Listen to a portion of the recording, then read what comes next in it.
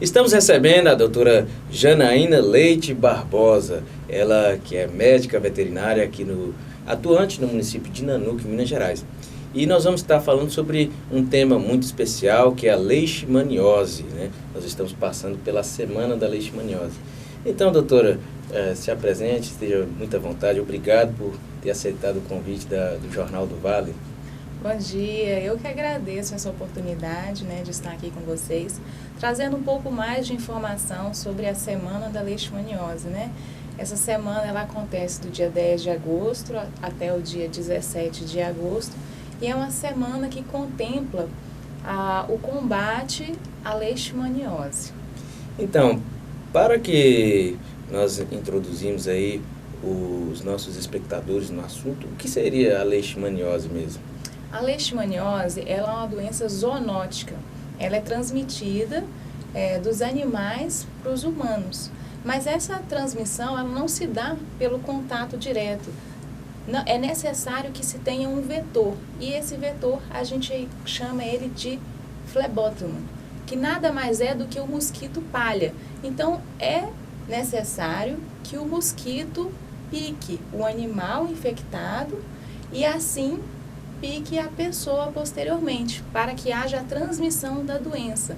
Então, não é que um cão infectado irá transmitir a doença para o humano, é necessário que tenha um vetor. Por que o dono desse animal, do cachorro em si, deve se preocupar com essa doença? Quais são os perigos dela? Então, essa doença, ela causa uma série de sinais clínicos, E ela pode evoluir para o óbito se não for tratada.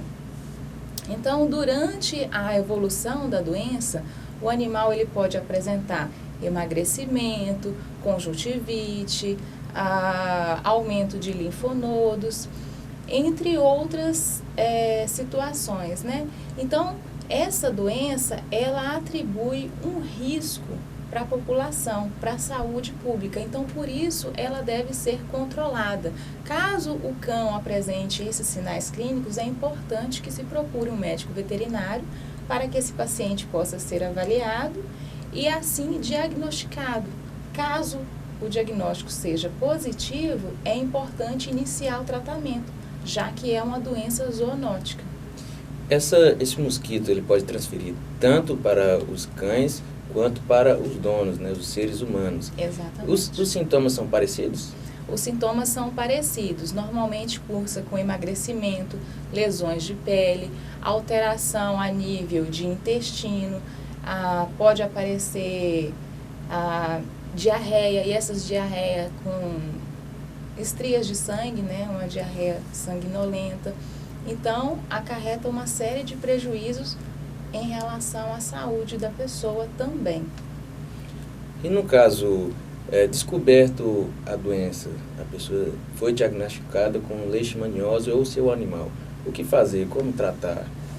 No caso das pessoas, quando elas são diagnosticadas com leishmania, a orientação é que ela procure o médico e seja conduzida corretamente em relação ao tratamento. No caso dos animais, quem faz o diagnóstico é o médico veterinário. E aí esse diagnóstico ele pode ser feito por meio de uma coleta de sangue, em que se faz um exame sorológico, ou por meio de citologia, certo? A partir do momento que esse diagnóstico ele é positivo, inicia-se um tratamento com uma substância que foi liberada em 2018, que é o milteforam. Antes de 2018, não tinha tratamento para leishmania em animais, então os animais eram eutanasiados. Hoje já existe o tratamento, só que é uma doença que ela não tem cura. O que acontece? Quando faz uso desse medicamento, reduz a carga parasitária. Quando reduz essa carga parasitária, esses sinais clínicos, eles somem, porém, eles podem retornar se o tratamento não for acompanhado pelo médico veterinário. Então, é um tratamento que tem que ser acompanhado pelo resto da vida desse cão, senão ele se torna um potencial transmissor. No caso, existem maneiras de inibir a proliferação desse mosquito? Então, a melhor estratégia é justamente o controle. Esse controle do mosquito, ele é feito de que forma? Por meio da redução de matéria orgânica no ambiente. E o que seria essa matéria orgânica? No ambiente, é importante que não se tenha acúmulo de lixo, acúmulo de folhas, acúmulo de fezes, porque o mosquito ele prolifera na matéria orgânica. E em regiões em que há essa proliferação mais intensa, é importante também que proteja os animais fazendo uso de repelentes. Esse repelente ele pode estar impregnado em coleiras e as pessoas também podem telar as janelas para que esses mosquitos não entrem em suas residências também. Certo. Então, tudo parte do cuidado, né? A pessoa tem que ter essa prevenção. Se a senhora quiser deixar aí suas considerações finais em relação ao tema, um alerta para a população em relação a esse mosquito. Então, o alerta que eu gostaria de deixar é que vocês procurem o médico veterinário quando os cães apresentarem esses sinais clínicos inerentes a lesões de pele, que são as lesões dermatológicas, alterações gastrointestinais, se o cão apresenta um quadro de diarreia. Uma outra característica muito comum também em caso de leishmania é quando os cães eles apresentam um crescimento exagerado das unhas, é uma outra característica.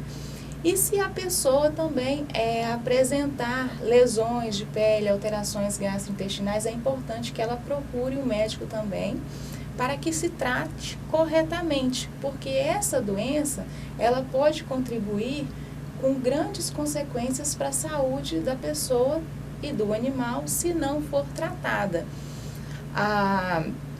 O controle no ambiente é a melhor saída, tendo em vista que é uma doença que não tem cura nos animais, como já foi abordado anteriormente. Só reduz o quê? A carga parasitária. Então é importante que na residência não se acumule lixo, faça o recolhimento das fezes desses animais, das folhas do quintal, para que o mosquito não se prolifere. Em caso da região já ser uma região endêmica, pode fazer o uso dos repelentes, tanto nos animais, quanto o uso de tela nas janelas, para que esses mosquitos não adentrem as residências e piquem as pessoas ou os animais. Então, nós conversamos aqui com a doutora Janaína Leite Barbosa, ela que é médica veterinária atuante aqui no município de Nanuque. Se você gostou dessa notícia e gostaria de se manter informado, nos acompanhe aqui no Canal 7, na TV aberta, no YouTube, no Facebook e no Instagram. Deus abençoe sua vida. Obrigado pela audiência.